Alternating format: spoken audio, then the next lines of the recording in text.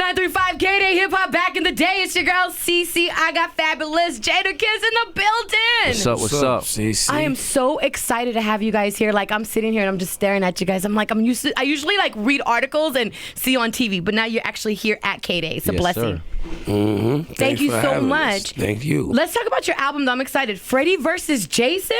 Yeah, well, we switched the title to Friday on Elm Street. We had a little legal complications with Freddie versus Jason. Just the movies, like, you know, they don't like you to use the same titles. I feel it. So we had campaigned it kind of as Freddie versus Jason anyway. So now the actual album title is Friday on Elm Street.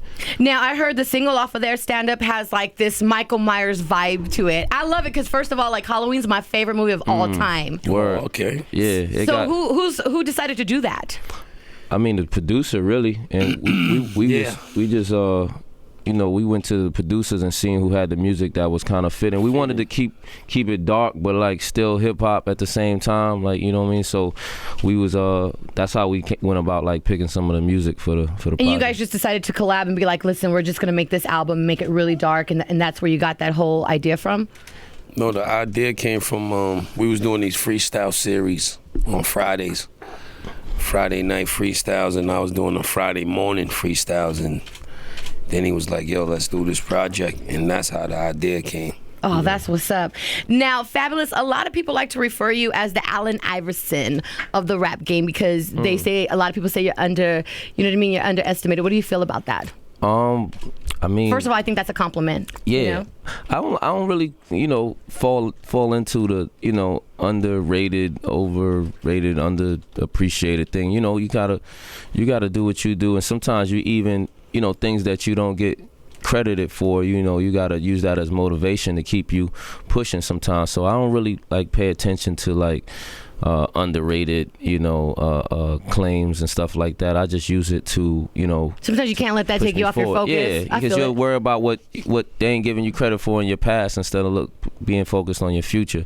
As far as being compared to Alan, Ivo is my Chuck is my, like, that's my brother. So it's like, you know, like my one of the guys I looked up to and saw what he did, and even to his he brought hip hop to, you know, to the NBA pretty much. He brought our culture in, you know, down from tattoos and the straight back braids, and, you know, how he wore shorts and his sneakers, and, you know, all of that came from, because he comes from our culture, you know what I mean? He's a part of our culture. So, you know, I always appreciated him for that and love him, you know. I feel like he integrated hip hop with basketball. You know what I'm saying? Yeah, definitely.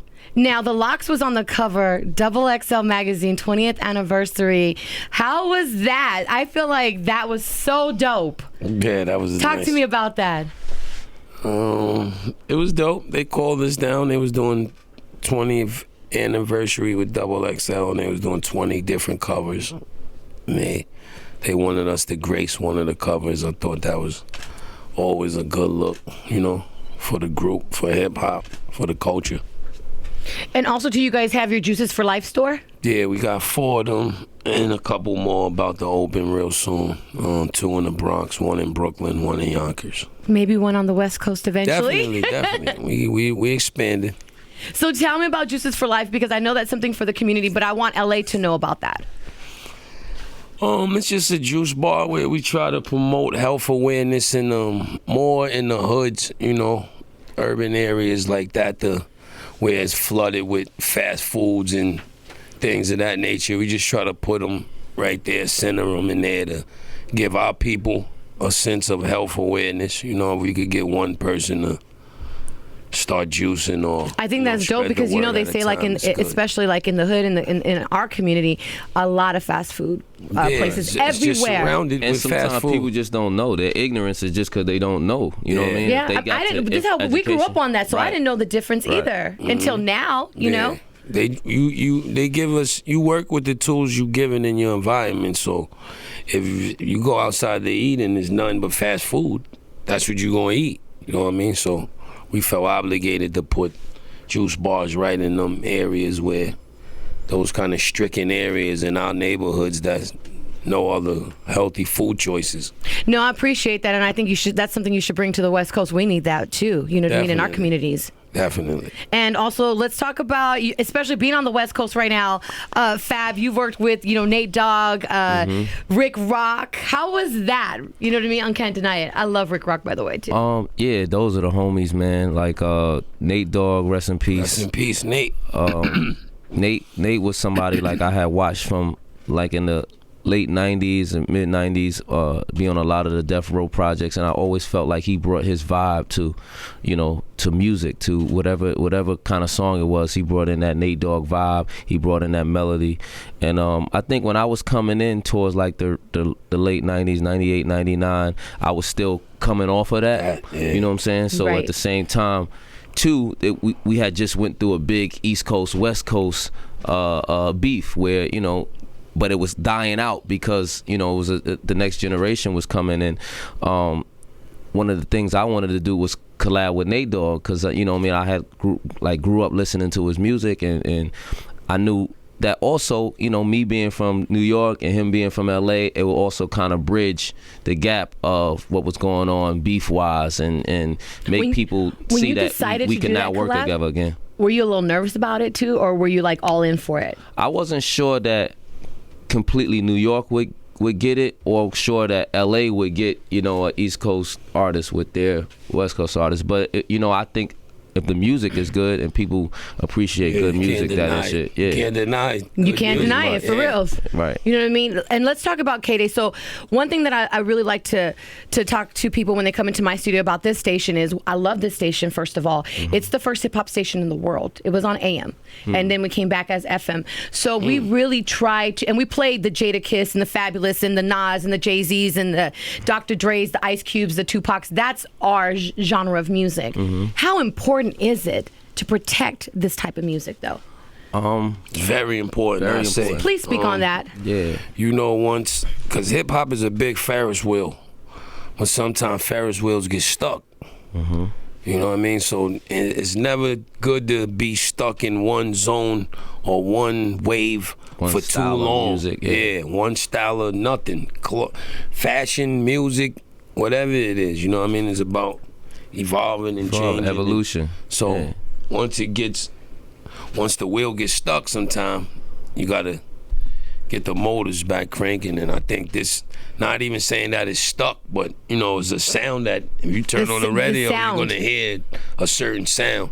I think this project is a good intermission of the sound that, you know what I mean? So that's what I think this Friday on Elm Street will bring to the table for the culture and for hip hop. It comes in the same play as what KDAY does. You know what I'm saying? It gives you even a breath of fresh air, if you want to say, or just like a moment to remember what else is where things are today, where it even came from. You know what I'm saying? It's like and to be honest, a lot of the songs that we play, you can hear the samples in today's music. Right. You know what I mean? And what a lot of people are saying is that the music that we're playing now that we had in the 90s and in the early 2000s, that's the popular music right now.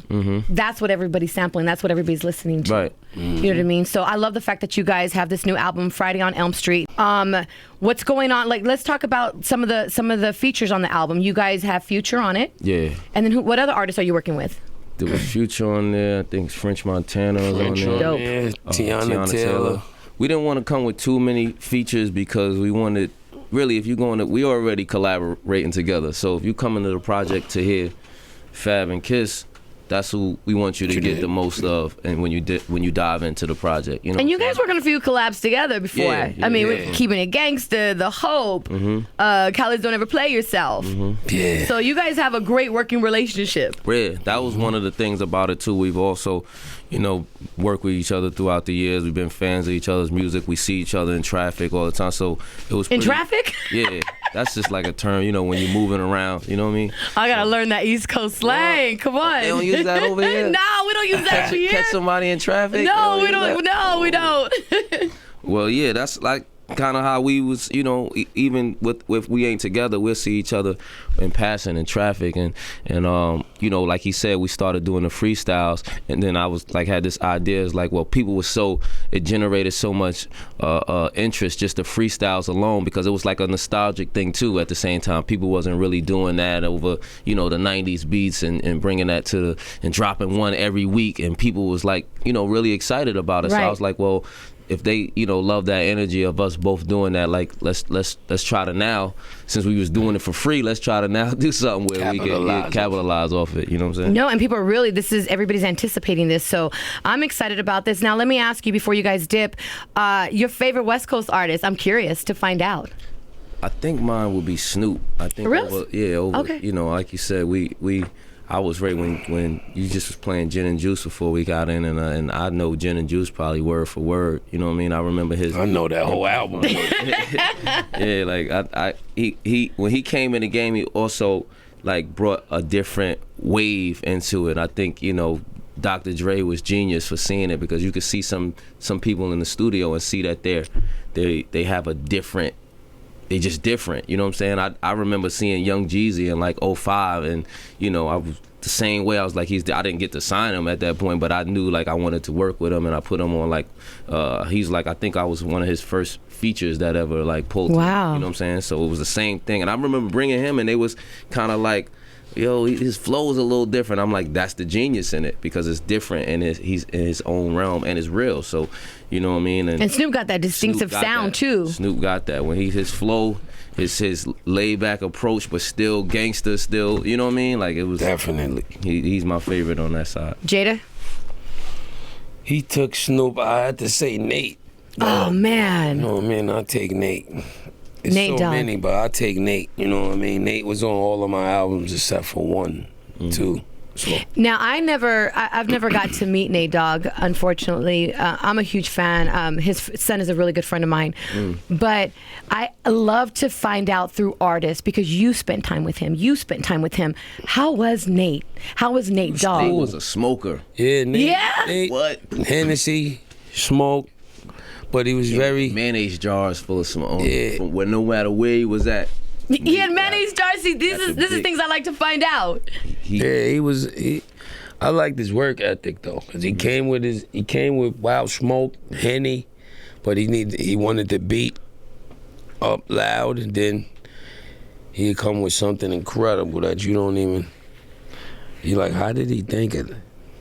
How did he think? Yeah. How did he? And there's never going to be another Nate Dogg ever. No. A lot of people try over here on the West, but there's just not. No, and there's going to be people who have, amazing hooks and their own sounds and what's the name, but Nate had his own signature. He had something something that you couldn't.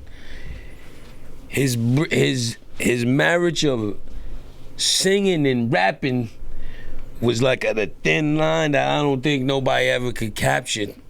Like it was melody, but not like he was singing. Right. He was rap singing. Yeah. But singing. It's something we just never heard of before. You know what I'm saying? Yeah. We never heard it until we experienced it. Different versions of that. Like, you know what I mean? Some people would say like Nelly used to like rap sing. You know what I'm saying? But his was like more to Nate Dogg and went to his whole build, like, you know what I'm saying? Everything about it. His presence, everything that it was.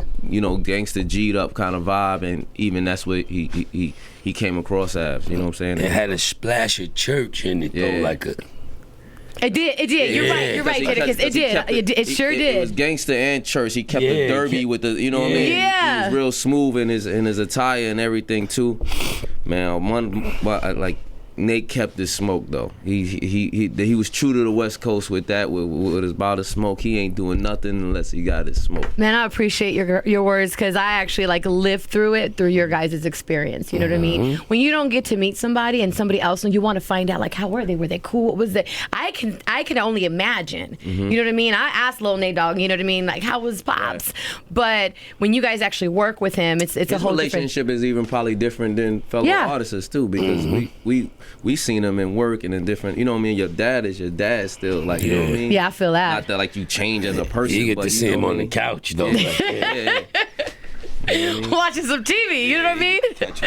Listen, I definitely appreciate you guys coming through, man. Thanks for Make sure you guys go ahead and cop it. Friday on Elm Street. It drops Black Friday. Where can they get it at? Go ahead and let them know. Oh, you can get it everywhere. Every digital outlets. Everywhere. iTunes, Stream it everywhere. You know what I mean? I'm gonna let the world know. Let the world know in on something that CeCe got the best hugs in radio. That's all. He loves my hugs. What can I say? Yeah. It's 935 KDAY. Come on.